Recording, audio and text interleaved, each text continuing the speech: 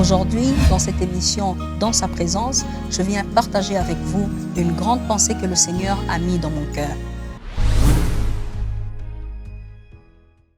Bien-aimés dans le Seigneur, encore une fois, shalom chez vous. C'est encore le pasteur Rosie Mihigo. Je viens encore une fois, encore avec vous, pour que nous puissions encore aller au-delà de l'impossible. Souvenez-vous, la dernière émission, nous avons dit, le chrétien, c'est celui qui vit dans un royaume où l'impossible devient possible. Pourquoi? Parce que c'est un fils de Dieu. Souvenez-vous que Pierre a dit à Jésus, tu es le Christ, tu es le fils de Dieu. Et Romains chapitre 8, verset 14 nous dit, ceux qui sont conduits par l'Esprit de Dieu sont appelés fils de Dieu. C'est cela qu'a été notre émission dernière. Mais aujourd'hui, je viens encore pour que nous puissions aller encore au-delà. Si tu es chrétien, c'est que tu es comme Christ. Si tu veux être comme Christ, tu dois naître comme Christ, naître par l'Esprit, naître de l'Esprit, naître de nouveau. Et ainsi, tu es certain que tu pourras devenir comme Christ. Tu ne peux pas être appelé fils de Dieu si tu n'es pas conduit par l'Esprit de Dieu.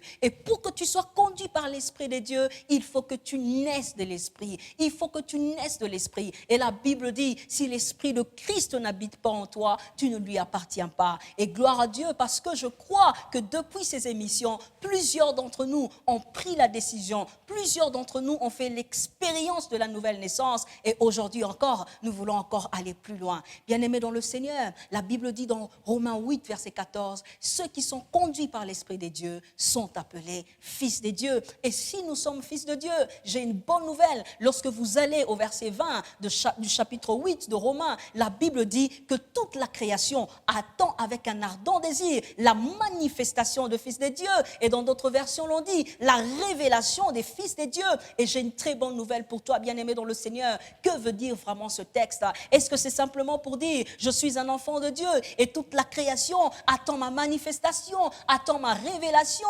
Comment vas-tu te révéler? Comment vas-tu te manifester? Bien-aimé dans le Seigneur, tu ne peux pas manifester la dimension de fils de Dieu sans l'onction. Tu ne peux pas manifester la dimension de fils de Dieu sans le Saint-Esprit. Bien-aimé dans le Seigneur, la Bible dit toute la création, pas une partie de la création. Tout ce qui est création, bien-aimé, soupire. Tout ce qui est comme création, oh mon Dieu, attend avec un ardent désir, comme une femme enceinte attend son fils qui doit naître. Bien-aimé dans le Seigneur, oui, la création aussi t'attend toi. La création attend celui qui s'appelle chrétien. Bien-aimé dans le Seigneur, nous devons arrêter cette religiosité où le dimanche nous nous levons, nous prenons nos douches et nous nous habillons, cravate, costume et robe, nous allons dans l'église et nous rentrons chez nous. Bien-aimé dans le Seigneur, comme une habitude, comme quelque chose que nous sommes habitués à faire. C'est le temps où chaque chrétien doit manifester ce que Dieu a investi en lui. C'est que Dieu a investi en lui, en toi, c'est ton esprit. C'est que Dieu a investi en nous, c'est sa puissance. C'est que Dieu a investi en nous, c'est l'onction. Et bien-aimé dans le Seigneur, j'aimerais dire à chacun aujourd'hui, bien-aimé dans le Seigneur, toi qui t'appelles chrétien, c'est le temps où tu dois oublier la religiosité, mais que tu dois manifester l'esprit. Tu dois manifester l'onction qui est en toi, car toute la création attend. Toute la création attend. De la même manière qu'un homme attend Dieu dans sa prière,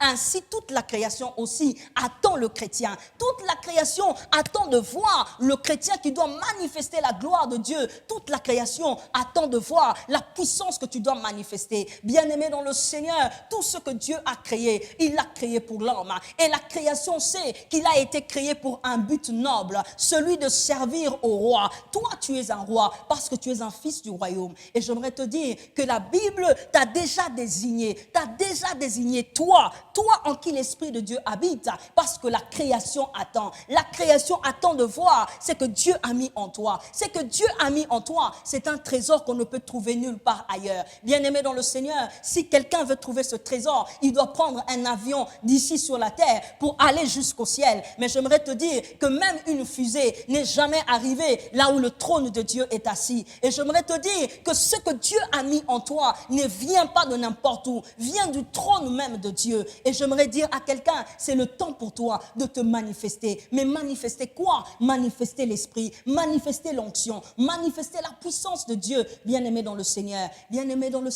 si nous sommes chrétiens, si nous sommes chrétiens, nous devons manifester le royaume. Nous devons manifester le royaume sur cette terre parce que nous sommes des hommes différents. Parce qu'il y a un trésor. Bien-aimés dans le Seigneur, il y a des gens qui n'attendent que voir ce que toi tu vas manifester, ce que toi tu vas démontrer, la présence de Dieu en toi, la puissance de Dieu en toi. Il y a des malades qui attendent d'être guéris. Il y a des possédés qui attendent d'être délivrés. Et c'est ça le royaume des cieux. Jésus a dit, si c'est par l'Esprit de Dieu que je chasse les démons, alors le royaume des cieux est venu vers vous. Plusieurs fois, les gens me posent la question, mais pasteur, pourquoi vous aimez l'onction? Pasteur, pourquoi vous aimez la puissance? Pourquoi vous prêchez beaucoup sur la puissance? Bien-aimés dans le Seigneur, nous ne pouvons pas prêcher le royaume si nous ne prêchons pas la puissance de Dieu. Nous ne pouvons pas parler de la puissance de Dieu si nous n'aimons pas le miracle, bien-aimés. Le miracle n'est pas une escroquerie. Le miracle n'est pas une stratégie des hommes, bien-aimés, même si plusieurs ont abusé de cela pour avoir de l'argent. Mais j'aimerais vous dire que la puissance de Dieu, c'est la stratégie de Dieu pour manifester son salut sur la vie des hommes sur la terre. Et si nous voulons la puissance de Dieu, bien-aimés dans le Seigneur, alors chaque chrétien doit aller à la recherche de ce don, de ce trésor que tu ne trouveras nulle part ailleurs. Aucun homme ne détient ce trésor. Ce trésor se cache quelque part en Dieu. Bien-aimé dans le Seigneur, si tu es chrétien, c'est le temps pour toi, car toute la création regarde autour de toi. Tout le monde t'attend toi. Tout le monde t'attend toi. Un chrétien qui viendra apporter la lumière. Un chrétien qui viendra apporter la lumière. Un chrétien qui viendra libérer les captifs. Un chrétien comme Jésus l'a fait. Il a dit, l'Esprit du Seigneur, l'Éternel est sur moi, car l'Éternel m'a oint pour annoncer la bonne nouvelle aux malheureux. Il m'a oint pour guérir le cœur brisé, pour proclamer la liberté, pour proclamer la délivrance. Bien-aimé dans le Seigneur, regarde autour de toi. Ces gens-là n'attendront pas Dieu pour qu'il descende sur terre, mais ces gens-là t'attendent toi. Toi en qui Dieu a mis son esprit. Et c'est le temps pour toi que tu puisses manifester ces choses autour de toi, afin que l'on sache que Christ habite réellement en toi et que tu es en Christ. Bien-aimé dans le Seigneur, j'aimerais te parler où tu es. Peut-être que ça fait des années que tu es dans la foi chrétienne et que tu es déçu parce que tu as attendu tellement de choses. Mais il y a une autre dimension. Il y a une autre dimension dans laquelle tu peux entrer. Il y a encore quelque chose de plus grand et de plus merveilleux que le Saint-Esprit te réserve. Bien-aimé dans le Seigneur, il n'y a que les fils de Dieu qui peuvent manifester Dieu. Il n'y a que le Fils de Dieu qui peuvent manifester le royaume. Il n'y a que le Fils du royaume qui peuvent manifester le royaume. Bien-aimé dans le Seigneur, la terre est tellement dans la détresse, la terre est tellement dans la souffrance. Aujourd'hui, les docteurs en médecine, aujourd'hui, les docteurs en économie ne peuvent plus sauver le monde. Bien-aimé dans le Seigneur, dans tous les pays non développés, dans tous les pays sous-développés, il y a des hommes qui ont tellement étudié, il y a tellement de doctorats, il y a tellement de masters, bien-aimés dans le Seigneur, mais le monde est toujours dans la pauvreté, le monde est toujours dans la souffrance. Il y a des maladies incurables aujourd'hui, qu'aujourd'hui, l'homme ne peut pas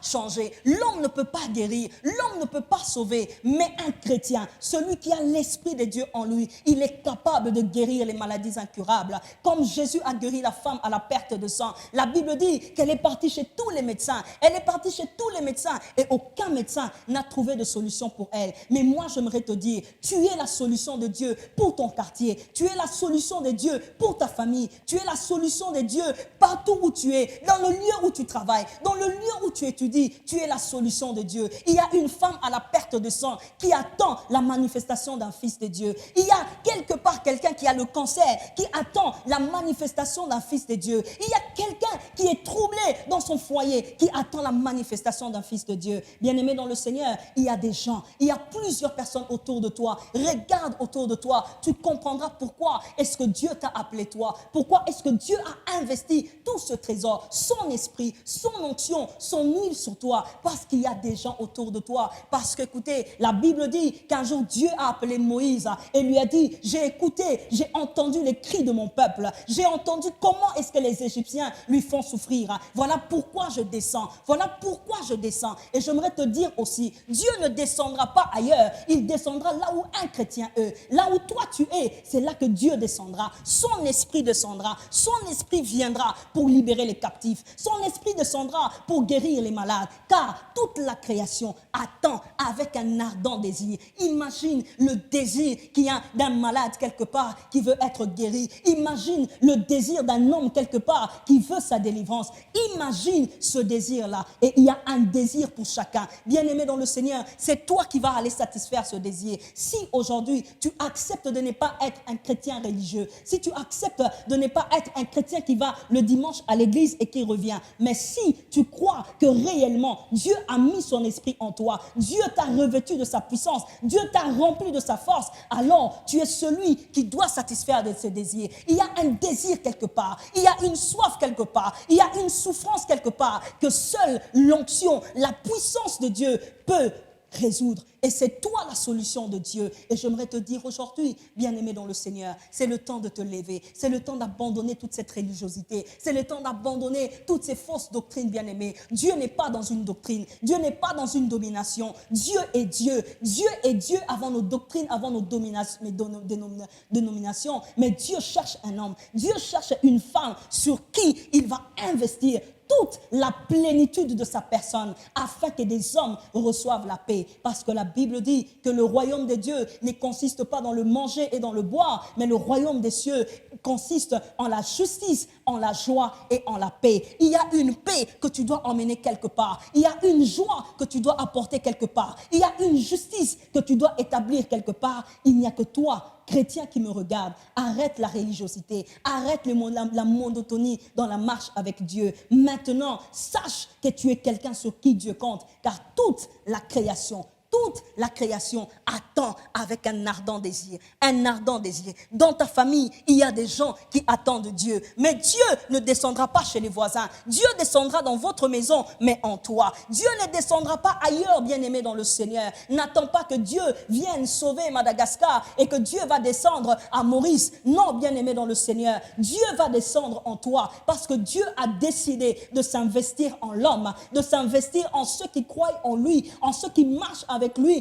pour être la solution, pour apporter le salut, pour apporter la vie, bien-aimé dans le Seigneur. Il est temps de te réveiller, il est temps de sortir de ton sommeil, il est temps de finir avec ces vies spirituelles, ces petites vies spirituelles, des prières de 5 minutes, des prières de 10 minutes. Il est temps que tu ailles seul chercher Dieu et que tu cherches l'investissement du Saint-Esprit dans ta vie afin d'être la solution pour les gens de ta génération, la solution pour ta famille, la solution pour le lieu où tu travailles, la solution pour tes amis et la solution pour toute une nation. Bien-aimé dans le Seigneur, tu es chrétien et je crois que tu es chrétien. Et si tu ne l'es pas, c'est une opportunité pour toi de le devenir. Parce que sans cela, sans naître d'esprit, sans être conduit par l'Esprit de Dieu, sans devenir un fils de Dieu, tu ne peux pas marcher avec Dieu. Tu ne peux pas agir avec Dieu. Bien-aimé dans le Seigneur, je sais que ce message c'est pour toi. Je sais que si Dieu parle aujourd'hui, c'est pour toi. Et j'ai une bonne nouvelle pour toi. Dieu ne te demande pas d'être parfait. Dieu ne te demande pas d'être quelqu'un de spécial. Lui, il fera de toi quelqu'un de spécial. Bien-aimé dans le Seigneur, arrête cet évangile de la médiocrité. Arrête cela. C'est le temps de te lever. C'est le temps de chercher l'Esprit de Dieu, bien-aimé dans le Seigneur. Même Jésus lui-même, il fallait l'onction. Il fallait l'onction. Il fallait l'onction. Et pour toi aussi, il faut l'onction. Il faut l'onction sur ta vie. Il faut l'onction dans ta vie. Sinon, à quoi ça sert de dire je suis chrétien? Parce que je ne suis pas comme Christ. Parce que je ne manifeste pas comme Christ. Parce que je ne manifeste pas Dieu. Jésus a dit, si c'est par l'Esprit de Dieu que je chasse les démons, alors le royaume est venu vers vous. Si tu es chrétien, c'est le temps de te lever. Où tu dors, lève-toi de ton lit. Lève-toi, ça fait longtemps que tu dors. Ça fait longtemps que tu es fatigué. Ça fait longtemps. Mais aujourd'hui, ce message vient te réveiller. Parce que Dieu ne comptera pas sur quelqu'un d'autre. Il comptera sur toi. Si tu es chrétien, si tu t'appelles chrétien, tu as une responsabilité. Une grande responsabilité. Réveille-toi, réveille-toi. Et je suis venu réveiller un héros. Un héros sur qui Dieu va répandre son esprit. Sur qui Dieu va reposer sa puissance. Parce que quelque chose doit commencer. Et je viens annoncer, bien-aimé dans le Seigneur, que cette chose doit commencer ici à Madagascar. Cette chose doit commencer dans ta maison. Cette chose doit commencer dans ton quartier, dans ta commune. Et c'est toi qui dois la commencer. Ce n'est pas quelqu'un d'autre. Ne compte pas sur quelqu'un d'autre. La Bible dit que ce jour-là, ils étaient 120 dans la chambre haute. Et les l'Esprit de Dieu n'est pas descendu sur 100 personnes. L'Esprit de Dieu n'est pas descendu sur 50 personnes. L'Esprit de Dieu savait qu'il y avait 120 personnes dans cette pièce. Et l'Esprit a pourvu à l'onction, à la puissance, à l'autorité pour ces 120 personnes. Je ne sais pas, tu es la quantième personne, mais tout ce que je sais, si tu t'appelles chrétien, c'est que tu fais partie de ces 120 et que l'Esprit de Dieu, l'Esprit du Seigneur, l'onction du Dieu Tout-Puissant qui te rendra à l'image de son Fils. Car la Bible dit qu'il nous a prédestinés à être semblables à son Fils, semblables à Jésus-Christ, afin que nous puissions manifester, que nous puissions démontrer les œuvres du Saint-Esprit, les œuvres de Dieu. Que le Seigneur vous bénisse.